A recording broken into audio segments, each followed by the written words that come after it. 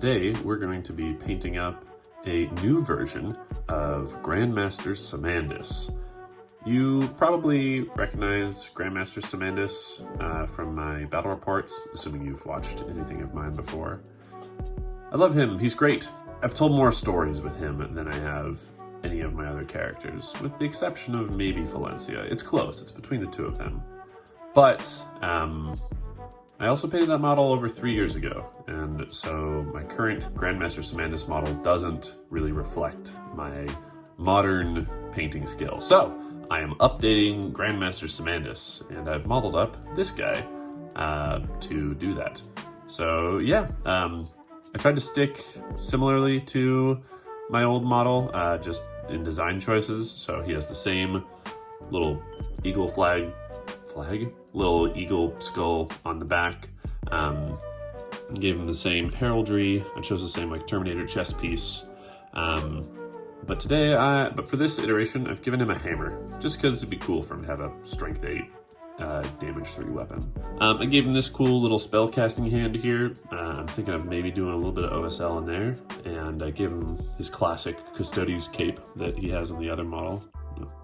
Tweak that just a little bit. Still drying. Gonna make a big old red cape. But to scale him upwards, I used Castellan Crow's legs. You can probably see it in there, a little bit of green stuff to make him stand a little taller. So yeah, I'm gonna paint him today. First thing we're doing is gonna prime him black. Okay, he's black now. And, oop, I missed a little bit on the leg there. One thing that I have noticed lately, I started buying Krylon black from like the hardware store, and it works really well. It gives a really smooth coat across the whole model, and it's really cheap. So I've been enjoying that a lot lately. All right, we're gonna dry brush some lead belcher across the whole guy. A simple step, I just took lead belcher and did like a really heavy dry brush across the entire model. Now, what we are going to do is take Drakenhof Nightshade and drench Simandus in it. Now he's all drippy and blue, and time to let him sit for maybe half an hour while that dries. Excellent. Nice and dark. Time to get some more lead belcher on him. Brighter. All right, let's go one shade more with some granite steel just feathered over the up-facing areas. Excellent. Perfect. This is as shiny as we want him. I could do one more thing, which would be taking a bit of something super bright, like perhaps Stormhole Silver. And I could go on to the very tips and just the edges. I don't know how that would look, though. I don't know if it would look better or if it would look worse. But, I mean, the whole point of this is we want to experiment, right? So I'm gonna go in with Stormhill Silver, and I'm just gonna do like little tips and little points just to get a little like shine on there. Okay, not the biggest difference, but I think it will make it pop just a little bit more. Okay, so normally from here I will go and do all the gold on the model just to stick with the metallics, and I do that because I just don't enjoy changing up my paint water and all the little speckles from the metallics. You can't go like you can't use the same paint water from a metallic paint into a non-metallic paint, because then you'll get the metallic speckles into your non-metallic paints and you'll ruin everything. So I like to do all the metallics at once, just so I don't have to change my paint water.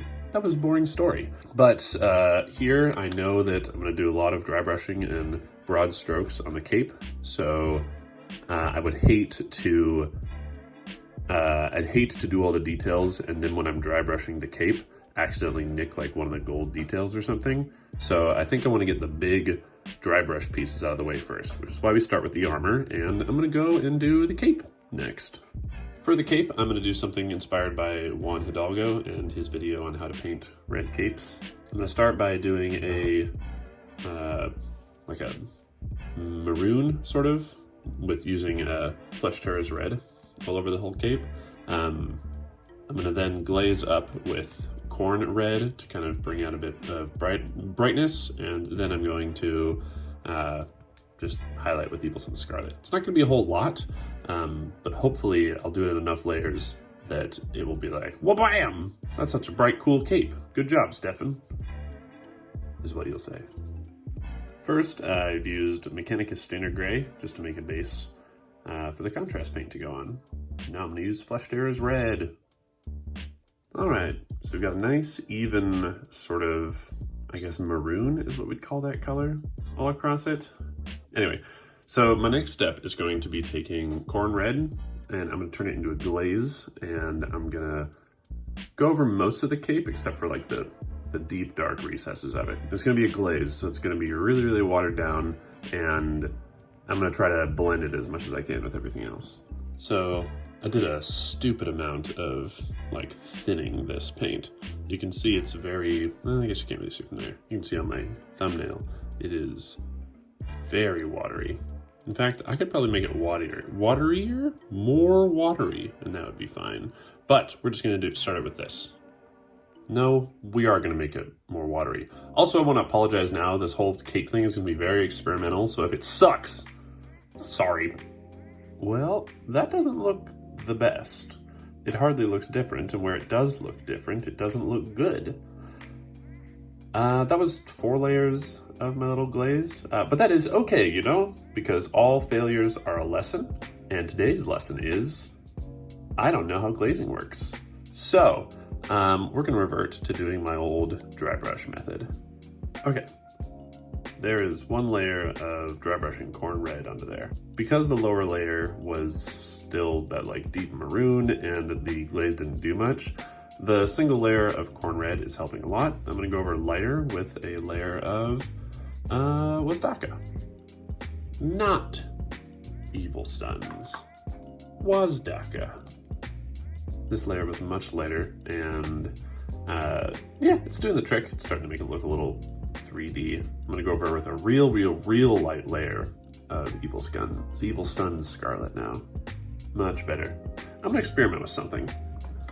I'm gonna take a little bit of Troll Slayer Orange, and I'm gonna do the lightest dry brush possible just on the corner, maybe those little ruffled edges there, maybe this little tip here. It's gonna be real light, just to see if that makes anything a little bit more prominent, or if it ruins everything. It's a little too orange, but it definitely makes the cape pop. I'm gonna finish this off by, just for my health, putting a little bit of Corbett Crimson into the deepest crevices there, where I kind of lost the darkness of the Fleshed Terror's Red. Okay, it's not the best cape I've ever done. That honor still belongs to Castellan Crow, but I think it looks pretty good. And it's not too gaudy, which maybe that's good because it won't like draw too much attention away from the rest of him. And also, we learned that we need to practice glazing somewhere, so that's also good. All right, I'm gonna move on to all the other metallics. I'm gonna speed through these next steps. It's pretty much paint by numbers for how I usually do Grey Knights. If you're interested in all of the detail with that, I'm gonna put a link here to my How to Paint Grey Knights video. Metallics. I want to take a moment to say that there are some times when you just feel like the point of your brush is perfect, your steadiness is perfect, everything seems to be lining up really well, you're getting all your lines really well, and you just feel really good about painting. And for whatever reason, today is one of those days where I can just really focus on the small details and do them calmly and patiently, and it really pays off. So today is a good painting day, where I just feel good about what I'm doing and happy with the way my hands are moving. Nice job, guys. Okay, we've got all the base colors down, and we are ready to apply a wash. I'm just going to put Agrax Earthshade very conservatively onto all of the like cloths and what do you call these? Purity seals, thank you, brain. And all the metal and stuff. Not the armor. Obviously the armor is perfect, we're gonna leave that there. But I'm just gonna apply a layer of Agrax. All right, there's all the washes done. As you see, I didn't go overboard with it. I just kind of placed them, placed the Agrax Earthshade enough to give definition to it. Now, I'm gonna, because this is a special character, in fact, it's Grandmaster Simandus. He is like the character of my Grey Knights. I'm gonna do some special attention here. I don't usually do a lot of post-wash highlighting. I'll do some dry brushing usually and kind of call that good. But I'm gonna spend some time. I'm gonna try to just highlight just the edges, like just the upper light facing edges of a lot of this. Put a little bit of silver onto the golds to make it reflect. And just try to make a lot of these little colors pop in very small ways. Now, normally I wouldn't spend this much time on an individual miniature, especially if I'm making a lot of them. But Simandus is special. So I'm gonna take a lot of time and just do a lot of really like fine highlight work. Basically, I'm just gonna take the colors that are underneath there. For example, this book is corn red, and I'm gonna go over the top just to give it a little bit of like a brighter punch, and then do maybe a tiny bit of a lighter red, such as Wazdacher or something. All right, I'll do some of that and I'll touch base with you afterwards. A couple of really simple highlights have helped just bring all the details together. You'll notice, especially on the, I keep forgetting the names of these, purity seals. Wow, I've done a billion of them. Why do I keep forgetting them? Purity seals, a little bit on the gold just to make it pop a little bit. On the edges of the books and things. Some more touch up with the steel, like the chains right there. Just enough to make all the details really like stand out. Okay, let's do the eyes. I took a break because I got this in the mail. It is a Legion Saber Strike tank from Forge World. It's for my word bearers, and I wanted to put it together because I've been really excited about it. I ordered it for my birthday last month, and I wanted to put it together. It's really neat. I love Forge World tanks. I so rarely buy myself Forge World stuff because it's expensive, but when I do, it's always a treat. It's also tiny, and I love it. It's just a small little tank. It's really neat. It's gonna be fun to paint it up black and red. But back to Simandus. So my typical method for eyes has always been to just do a streak of blue across the eye part there, and then a little white dot, and call it done. I'm always trying to grow, always trying to do something different. So what I've been doing lately, experimenting with, is doing a strip of a darker blue, and then a strip of a lighter blue, and then a dot of an even lighter blue, just to kind of give it, I don't know, a little more of that illusion of like a glow, as opposed to just a bright point of light that the white does. So I'm gonna do that real quick. All right, there we go. A couple of layers of different blues to give them kind of that like glowing quality a little bit. For comparison, here is the old method that I would do, which is just Lothern blue with a dot of Ulthuan gray in the middle. It's very piercing. Honestly, I kind of like this one better though. Gives a bit more of that glow, especially at the distance that you're usually going to be looking at it. It's still got that piercing quality, but it gives it more of a blue glow. Anyway, what is next? We're going to, I think we're going to do the hammer now. So, my method for painting Nemesis demon hammers. Again, I have this guy here showing you the completed one. I'll send a link to the YouTube video that I learned it from. I forget the name of his channel, which is a shame because I've been using it for my hammers for a long time. But I'm going to try to replicate this onto there. So what that's going to involve is a couple different colors of blue. I'm going to start with a really dark blue and do kind of a like wide fanning shape from the edges here, and kind of choosing a couple corners where I'm going to put that wide blue onto, or that dark blue onto. Then I'm going to do the next lighter blue, just a shade lighter and a little bit smaller, etc., etc. So it's kind of leading towards the corners from a dark blue into a light blue. And then ultimately I'm going to take a little bit of Ulthuan gray and do that on the end there, and then just put a dot of white scar on there. I'll show you. So first, Altdorf blue, our darkest, grayest blue. I'm going to choose a couple of different corners on the hammer. Just get enough. So you'll notice I've kept it black. I haven't painted any details, and that's the idea. I want to keep it sort of like, the whole thing is just going to be glowing. So I'm just going to start going towards this corner here and painting inward.